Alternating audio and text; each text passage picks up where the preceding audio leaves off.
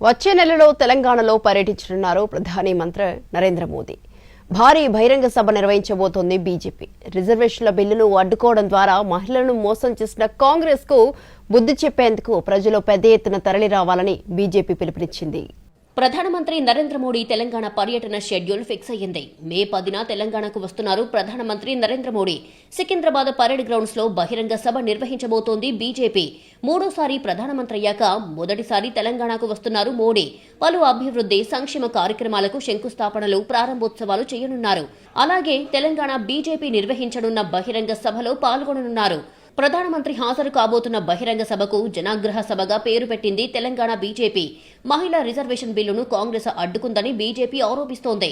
లోక్సభ నియోజకవర్గాల డీలిమిటేషన్తో దక్షిణ భారతదేశానికి అన్యాయం జరుగుతుందని కాంగ్రెస్ తప్పుడు ప్రచారం చేసిందంటున్నారు బీజేపీ నేతలు.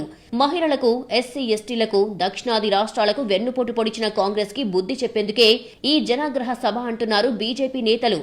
ఈ సభ తెలంగాణ రాజకీయాల్లో మార్పుకు నాంది పలుకుతుందని చెబుతున్నారు. జనాగ్రహ సభకు సంబంధించిన పోస్టర్ను బీజేపీ రాష్ట్ర అధ్యక్షుడు ఆవిష్కరించారు. Congress has betrayed South India.